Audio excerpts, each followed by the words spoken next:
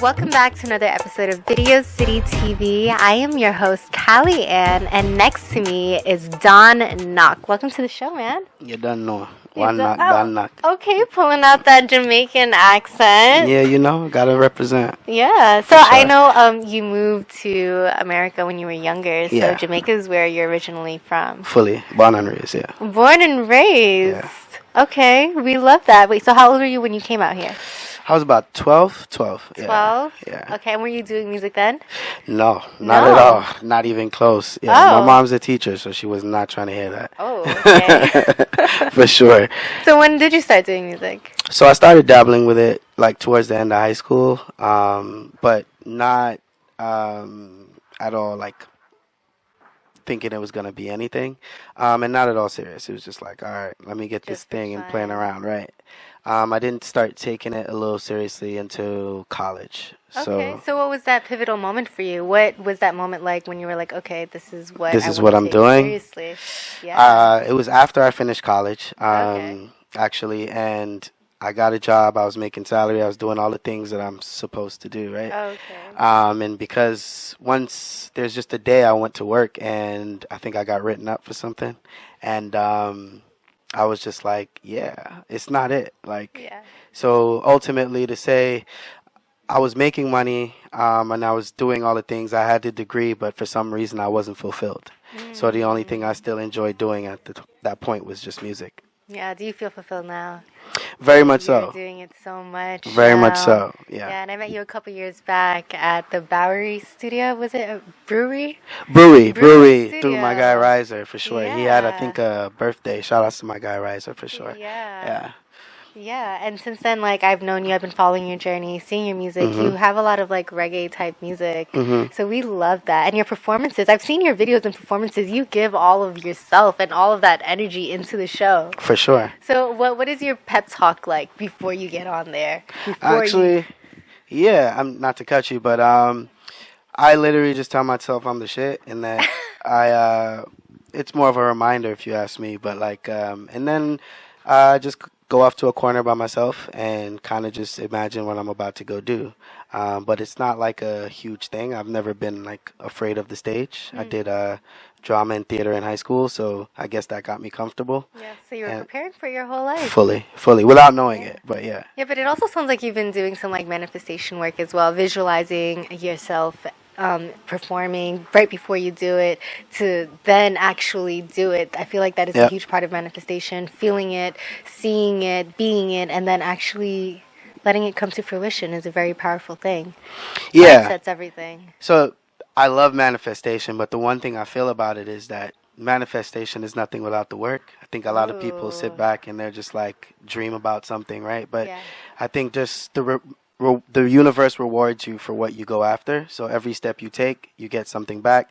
Sometimes it's something I learned in college. There's a fixed rate and a variable rate. So they reward you on a variable rate. And basically, so every time you do something, you might not get it back.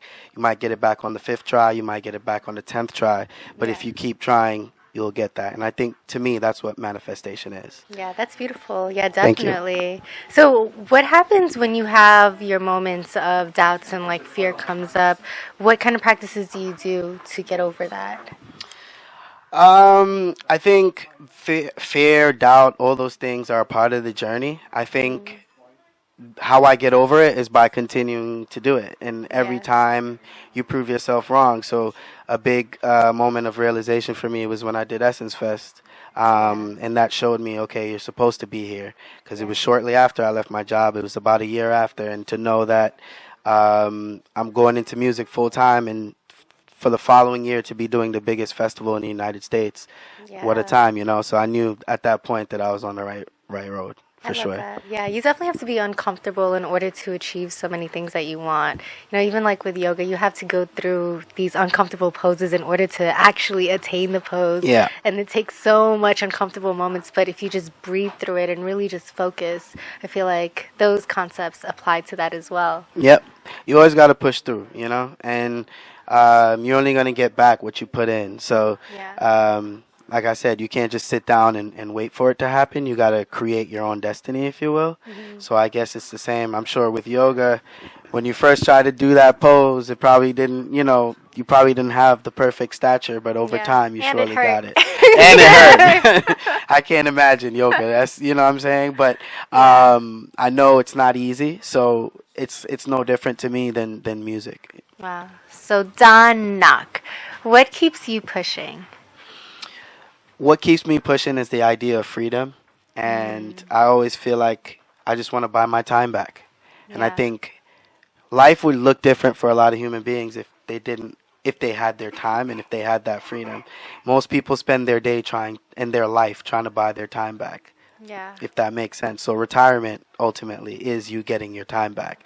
And the reason why most people can't retire is because they're not in a place where they might be financially stable, right? So ultimately I think what keeps me pushing is the idea of freedom and knowing that if I keep doing everything that I'm doing, then I'll get to a place that I can buy my time back. I can choose what I want to do in my 24 hours, and what I do choose to do is music. So we love that. That's beautiful. That's exactly what we want to hear from an artist as well.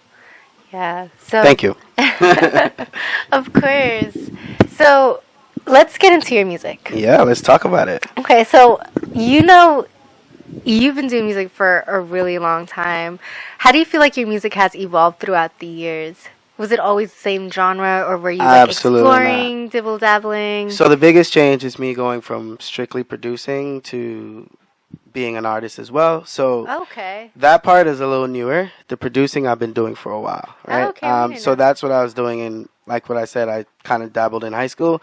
Started out with producing, and then over time I realized that I can't put all my my destiny behind artists. I love working with artists, but sometimes they don't always put out what you put back in when you work with people, right? So, and I felt that the success of my production is only as good as the artist that's on top of it. Oh wow, yeah. So if I can become the artist as well, I was already writing records, I was already making the beats, I was already recording the artist. So if I can do it on my own, I don't need to rely on an artist to determine my destiny. So that's when I decided to put out my first record, and within 2 years I surpassed every artist except for one that I've known and worked with. Wow. Thus far, yeah. Wow. What song was that? Do you remember what your first record was?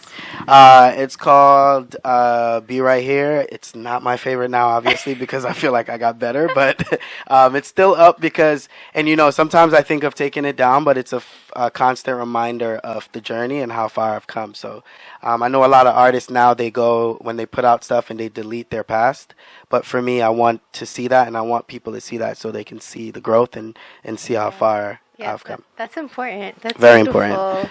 So you have EPs out currently and albums? So I've never put out an EP. I've put out multiple singles, and I've also put out a producer project in which I produced a bunch of other artists. So it's like a compilation project, if you will. It's called Four.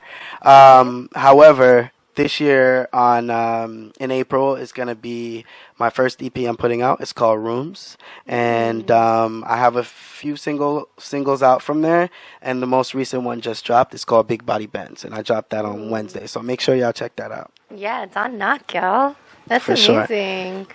Wow, so you have new stuff coming out. That's super exciting. Mm-hmm. What was your favorite song on the project?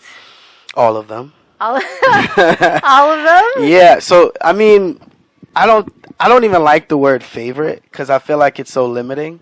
And I feel like I have to choose. Like, how can you choose between, like, I don't know, bacon and shrimp? They're both delicious. I don't know. Like, but they're, like, so it's like it's such a tough choice. Like, how do you go and choose, like, between, I don't know, Bob Marley and Michael Jackson? Okay. So it's like you can sit there and break it down, but to me they're both amazing, and for everything I love about one, I can find something that I love about the other. Yeah. So I honestly, really and truly, I don't have a favorite. Oh, okay, that's fine. You don't have to. Yeah. That's so cool. So When it comes to creation, what is your process like? Because you said that you produce the beat ma'am. too, you record it, and you also write everything. Yeah. How do you like to go about when it comes to creating for yourself? So, I mean, it's 2025 now. I make songs, okay? Not what, no shade to nobody else, but there's a lot of fast food music being made. So, my process is so I will just start the beat, whatever comes. It's not every beat I make that's for me. So sometimes I'll pass that on. Sometimes I'll write a whole song, but again, it's not for me. I'll pass that on. However, I know when something is for me. And I'll continue throughout the process. So I'll start with the beat, and then I'll go ahead and write a melody, if you will. And then from there, I'll turn the melody into words. 9 times out of 10, that jumbo, mumbo, jumbo is actually saying something. And you'll feel the mood, kind of. And then you go based on that. And then once that portion is done, and I'll call that like my reference version, then I'll go ahead and do post-production, right? After I finish writing out and everything, let's say I'm like, this would sound dope. So one of the instruments I use a lot now is saxophone. Oh. So I'll call up my homie, and I'll be like, hey, I really hear some sax on this. And I'll call him over. Boop, he lays the sax. And then I sit back, I listen again, and I'm like, okay, this part right here, this 30 seconds, we need a guitar riff. I need to call the next homie. He comes in, he plays guitar. So I don't actually play any instruments myself. I just have these two guys here, and they work very well. Put it together. Exactly. I love that. Exactly. So then, yeah, ultimately, that's it's like a puzzle, if you will. Yeah. And then I piece everything together. And even though these musicians are playing, I still go back in and I dissect what they played and rearrange. So funny story. That same sax guy I was just telling you about, he came over after I rearranged the record, and he asked me who's playing the saxophone. Oh, shit. So it goes to show you how much I edited post, because he didn't even recognize that he played it. Wow. Yeah. And for this album that you're dropping. Yep, Rooms. What do you feel like is the overall theme or message So, to the listener? Great question. So Rooms is actually my last name. Oh, okay. Yeah. So we didn't know that. We thought it was Knock. It is too, but my government is actually Rooms. Okay. So it's an ode to that, an ode to legacy, because your last name, your family is somewhat of your legacy. That is beautiful.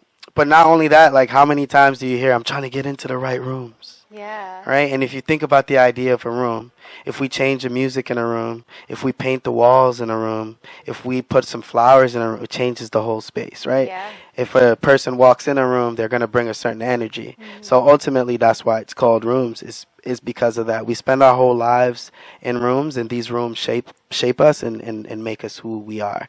So not only is it my last name, but it's also my legacy, and it's everyone's legacy. So I felt like it was something that everyone can actually relate to. Come on, man. We ain't playing out here. We ain't playing out here. Oh, my goodness. That's beautiful. Thank I you, love thank how you. it's an ode to family legacy and all that stuff. That's very, For sure, very for sure. powerful. Wow. Okay. Let me see. So we have the album coming out. Do we have anything else that's exclusive to Don Knock? Do you have any shows coming up? Any other projects besides music? So I have a taco brand. It's called Tacotarian. Wait, so you have a taco brand? Yes. Oh. I'm a Tacotarian. Oh. For sure. So Okay. it's a Me taco platform for tacos. So you can go on and find out different taco restaurants. We have different interviews. So we interviewed Vinny Ray from the Bengals. We've done my homie Hagler, who produces a bunch of dope records. You might know Furthest Thing for Drake, Trophies for Drake. So we went to Toronto. We interviewed him as well. We interviewed the CEO of allhiphop.com. So my guy Neek Khan. So the list goes on. But it's Wait, while eating tacos? while eating tacos and dissecting tacos Video and rating City. it. We need some food here. Come on. So just say something and talk. Yeah, so That is fun. we have that going on. Like I said, the EP drops in April, so make sure you guys stay tuned for that. Yeah. I am a minority investor in a rum brand. It's called Palante, and we'll be doing a night with Palante in May. That's going to be the first show in New York. And then, God willing, cross my finger, I'll be in Europe for the first time. So, yeah, so I'm just gonna say that for now, and I'm gonna leave the rest up to as we go. Exciting. Yeah, for sure. Only here exclusively on Video City TV. First time I'm saying it, so y'all getting everyone. it. Y'all getting that exclusive. I love that. I didn't even know the whole taco thing. That's crazy. Come on, I'm a man of many layers. Okay. For Super sure. excited. Definitely a businessman too as a tourist. Come on. Hard-headed, and you just kind of go for what you want. That's it. Oh man! But the number one word is stubborn. They normally say, but stubborn is good. I didn't want to say that. Stubborn is you normally go after good. what you want. That's the way I like it too. But, you know, yeah. Do you have any shout-outs? Do you want to give any shout-outs before we segue out of here? I just want to shout out my brand, The Roommates. We already dropped Tacotarian, so make sure y'all check them out. You know what I'm saying? And stay tuned for The Rooms EP by Don Knock. It's coming this April, and we're gonna follow up with that show at Palante and not at Palante. So make sure y'all look out for that, and make sure y'all drink some Palante responsibly.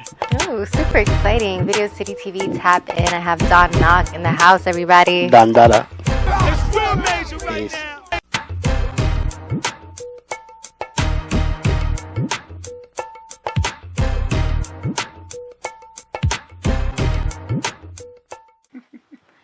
This is Yashea, and we are live at the Producers Club in Times Square with the amazing Knowte. Oh, I'm so humbled. I'm so humbled. Amazing Knowte. I love that. I feel like Spider-Man.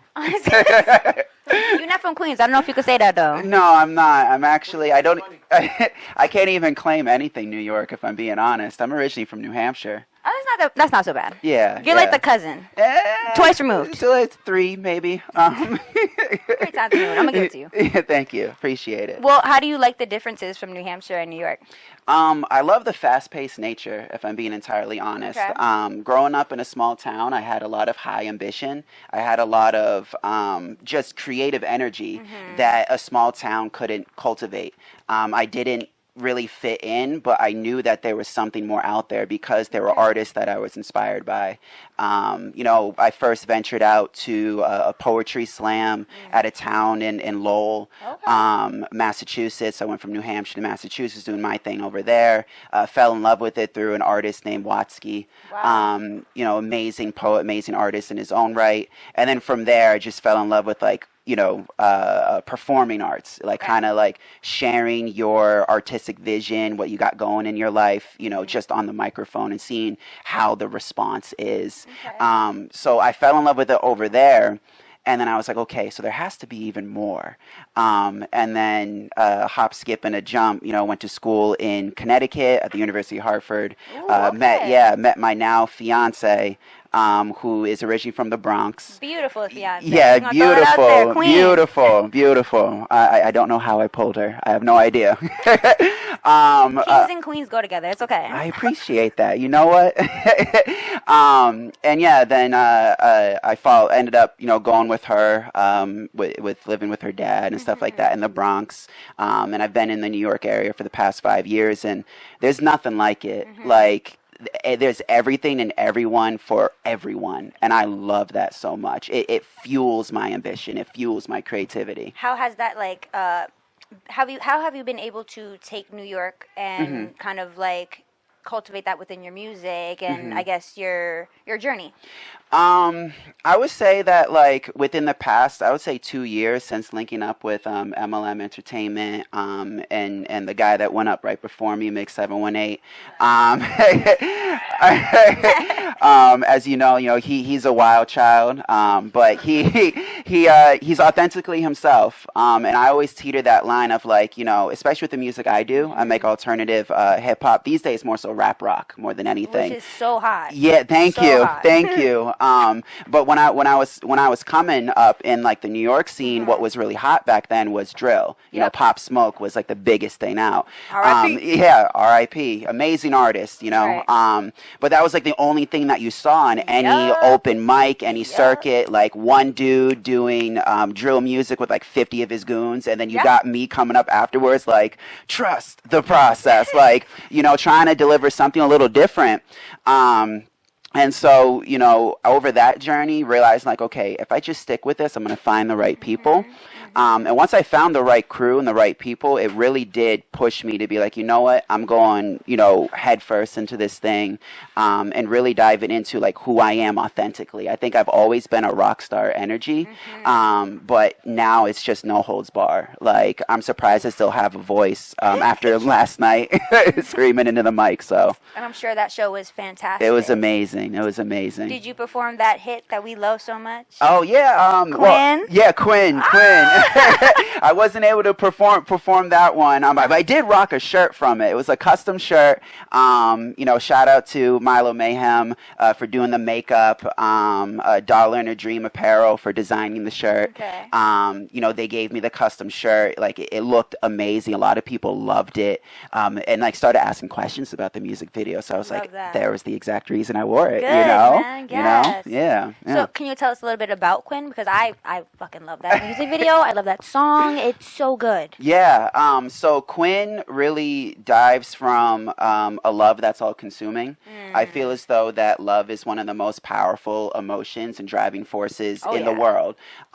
It's something that can be used for amazing good. Like, if you have the right person next to you, you can accomplish anything in the world. But if you have the wrong person next to you who's kind of bringing out the worst parts of yourself, you can end up creating or becoming somebody you don't even recognize. Right, detrimental. Detrimental, exactly. And I feel like we've all been through that. Super. You find somebody that you end up, falling in love, but over time you realize you were in love with the idea of love. Ooh. But you had to be so deep into it and almost losing yourself in the process to come to that conclusion.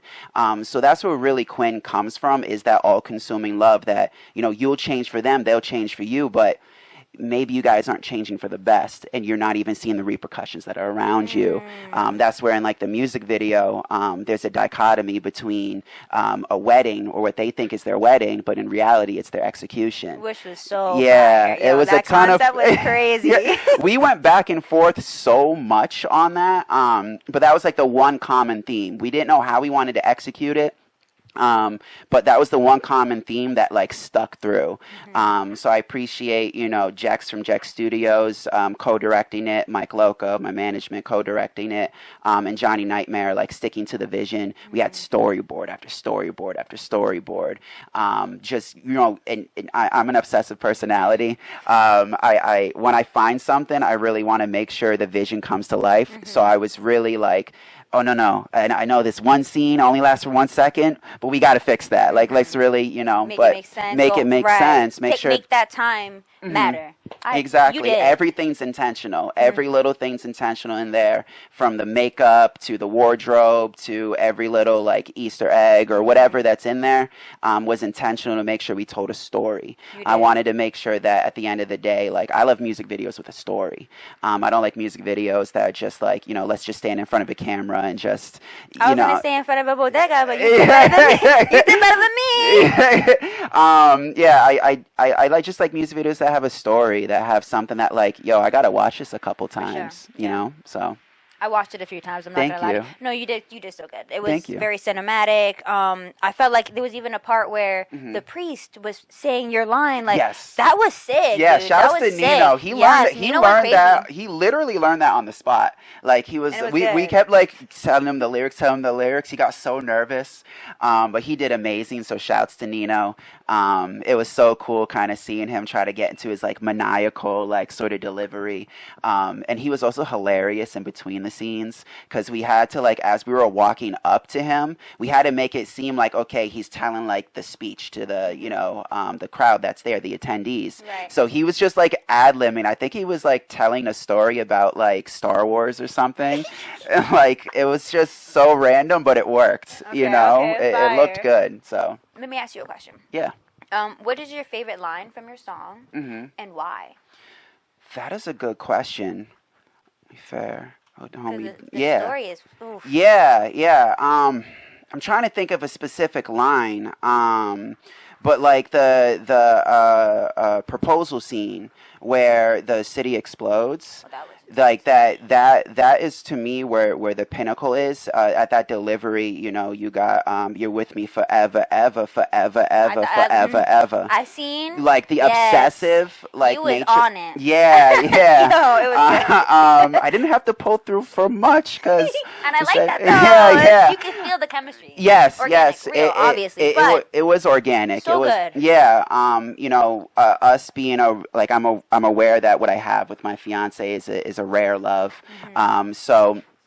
Pulling from that emotion was very easy to pull from like the most extreme parts of me, and sometimes it can feel like that, like almost like I just can't lose you. You're with me forever, ever. Like it's never gonna go away. But at the same time, like that's a little controlling. It is. So I would say like that whole sequence is my favorite. Okay. That's Yeah. great. Yeah. Well, let me ask you another question. Of course. What is next for you as far as, do you have another concept to drop? Because you seem like somebody, like you said, you really like music videos, but like the song also entices that, right? Yes. So what's next for you? For me, I've been recording rap rock remixes of my most recent records. So I've been in the studio a lot. Actually, I have a studio session this coming Monday, 2 days for my birthday, so I'm really excited. Going to be ending 26. Thank you. I'll be ending 26 strong, doing what I love in the studio, just bringing every possible craziness that's in my head to life.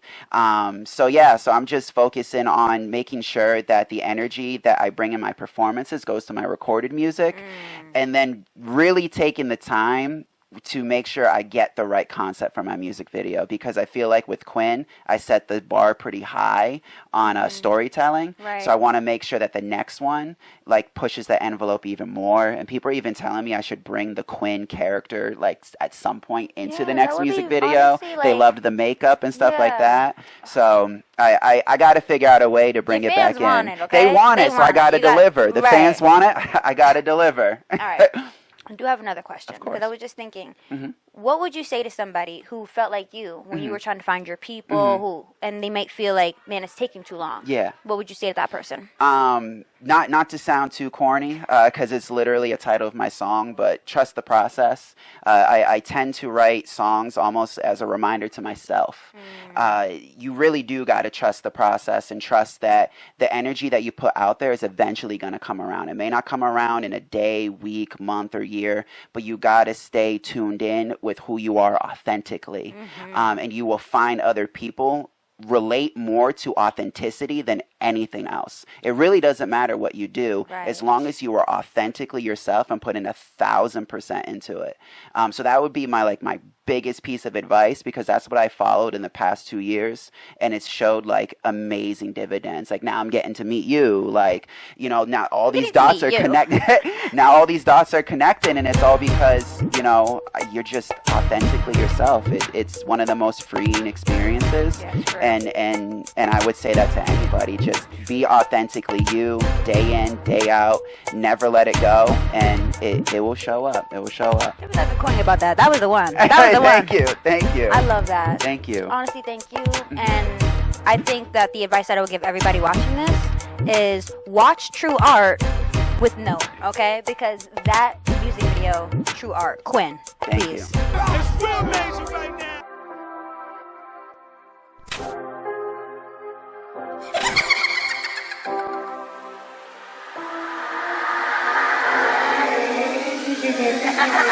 When it's me, myself, and Hardy, then you know to God and party. When